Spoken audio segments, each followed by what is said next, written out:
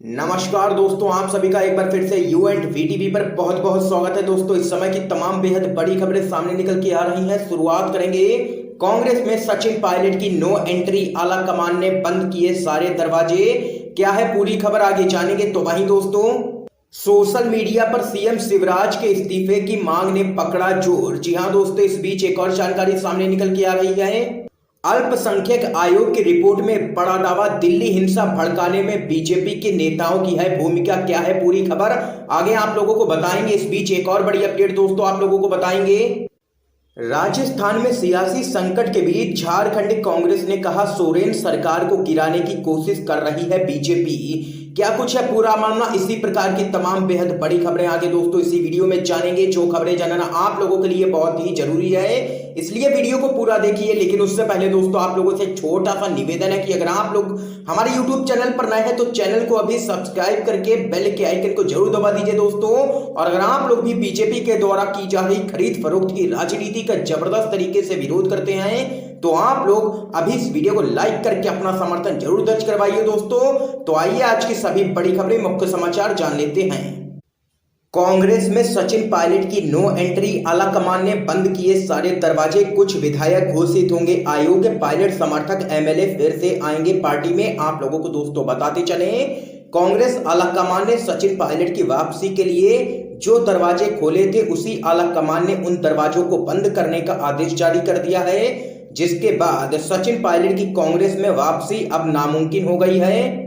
उच्च पदस्थ सूत्रों के अनुसार विधानसभा अध्यक्ष सीपी जोशी 4 से 5 पायलट समर्थक विधायकों की सदस्यता समाप्त करने के आदेश जारी कर देंगे। फिलहाल सचिन सहित सभी बागी विधायकों की सदस्यता समाप्त नहीं की जा रही है, क्योंकि पार्टी को उम्मीद है कि अनेक पायलट समर्थक विधायक वापस कांग्रेस में आ सकते हैं। कांग्रेस आलाकमान ने सचिन को वापस ना लेने का फैसला उस समय लिया जब उसे इस बात की जानकारी दी गई कि अदालत में पायलट की पैरवी हरीश साल्वे और मुकुल रोहतगी कर रहे हैं, जिसके बाद साफ हो गया है कि पायलट की मंशा बिल्कुल भी ठीक नहीं है और वे भाजपा से मिले हुए हैं, जैसा कि गहलोत शुरू से ही सचिन पायलट पर आरोप लगाते आ रहे हैं। तो यहाँ पर दोस्तों देख सकते हैं कि कांग्रेस आलाकमान ने लिया है बड़ा फैसला। कांग्रेस में सचिन पायलट की नो एंट्री और जल्द ही कुछ विधायक घोषित होंगे आयोग के। तो वहीं दोस्तों एक और बड़ी अपडेट सामने निकल के आ रही है। ट्विटर पर सीएम शिवराज के इस्तीफे की मांग ने पकड़ा जोर, ट्रेंड हुआ हैशटैग शिवराज सिंह इस्तीफा दो। आप लोगों को दोस्तों बताते चले, मध्य प्रदेश के गुना जिले में दलित परिवार से मारपीट का मामला काफी गरमाया हुआ है। अतिक्रमण हटाने गई टीम द्वारा किसान से मारपीट के मामले में शिवराज सरकार की खूब किरकिरी हुई है। आप लोगों को दोस्तों बताते चले, किसान से मारपीट का वीडियो सोशल मीडिया पर वायरल होने के बाद सोशल मीडिया पर एक हैशटैग ट्रेंड कर रहा है, शिवराज सिंह इस्तीफा दो। आप लोगों को दोस्तों बताते चले, कांग्रेस के पूर्व अध्यक्ष राहुल गांधी ने ट्वीट करते हुए कहा, हमारी लड़ाई इसी सोच और अन्याय के खिलाफ है। इसके बाद सीएम शिवराज सिंह चौहान से इस्तीफे की मांग लगातार उठ रही है। अगर दोस्तों आप लोग भी इस हैशटैग का जबरदस्त तरीके से समर्थन करते हैं तो आप लोग अब इस वीडियो को लाइक करके अपना समर्थन जरूर दर्ज करवाइए। तो वहीं दोस्तों एक और बड़ी खबर आप लोगों को बताते चलें।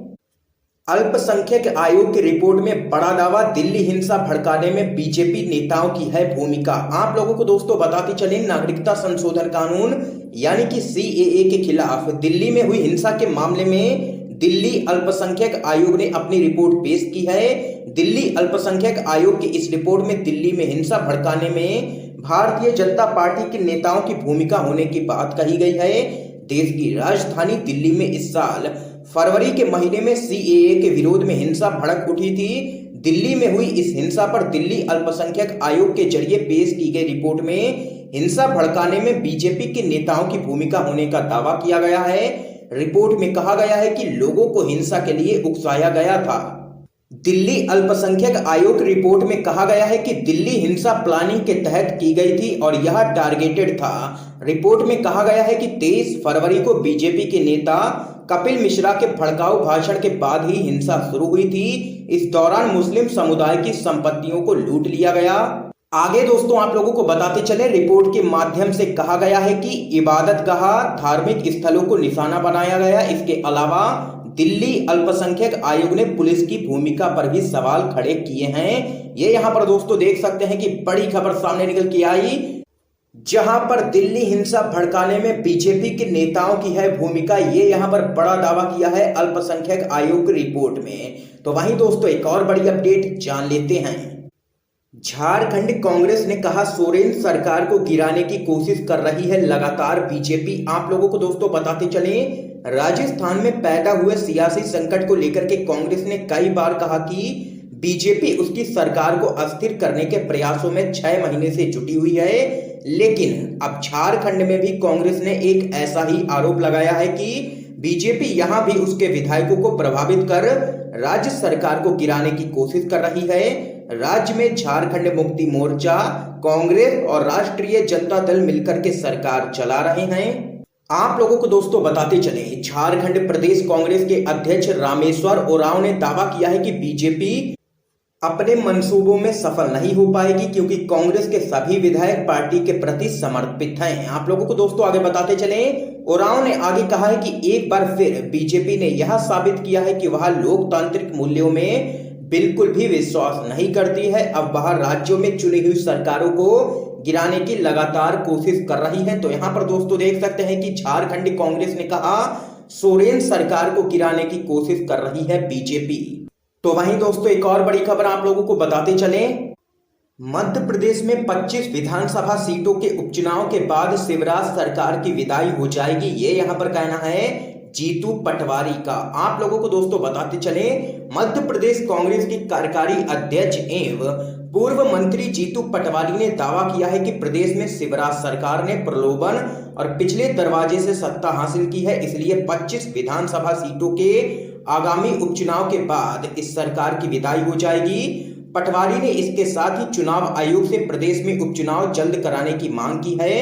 पटवारी ने आगे कहा है कि कांग्रेस मध्य प्रदेश में निर्वाचन आयोग से 25 विधानसभा सीटों पर उपचुनाव जल्द कराने की मांग करती है। पार्टी का एक प्रतिनिधिमंडल इस संबंध में चुनाव आयोग से मुलाकात भी करेगा। उन्होंने दावा किया है कि प्रलोभन और पिछले दरवाजे से प्रदेश की सत्ता पर काबिज हुई भाजपा को उपचुनाव के नतीजों के बाद सत्ता से बेदखल होना पड़ेगा।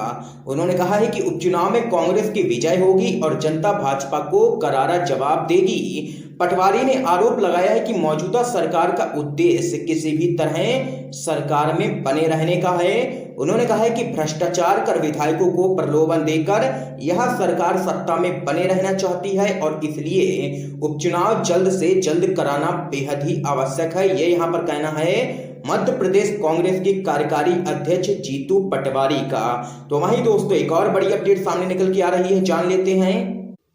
मध्य प्रदेश में गुना घटना की जांच करेगी कमलनाथ की टीम। पीसीसी ने 7 सदस्यों को सौंपी है जिम्मेदारी। दरअसल दोस्तों आप लोगों को बताते चले, गुना में दलित परिवार के साथ हुई पुलिसिया कार्रवाई को लेकर के मचे बवाल पर अब कांग्रेस शिवराज सरकार की घेराबंदी में जुट गई है। कमलनाथ ने घटना की जांच के लिए 7 सदस्यों का दल बना दिया है। यह टीम गुना जाकर के पूरे मामले की पड़ताल करेगी। कमलनाथ ने इस टीम में पूर्व गृह मंत्री समेत कई बड़े नेताओं को शामिल किया है। यह टीम मौके पर पहुंचकर इस बात की पड़ताल करेगी कि आखिर घटना घटने का मूल कारण क्या था।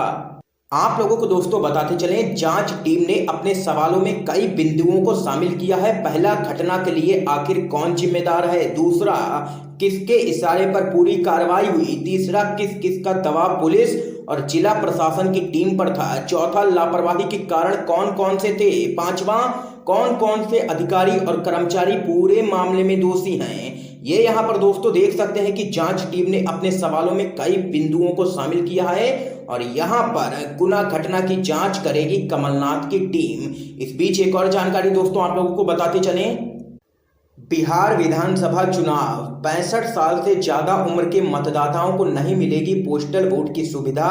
चुनाव आयोग ने कहा 80 साल से ज्यादा की दिव्यांग पोस्टल बैलेट से कर सकेंगे वोट। आप लोगों को दोस्तों बताते चलें, चुनाव आयोग ने सरकार के उस नियम पर रोक लगा दी है जिसमें कि 65 साल से ज्यादा उम्र के मतदाताओं को पोस्टल बैलेट के जरिए मतदान करने की सुविधा दी गई थी।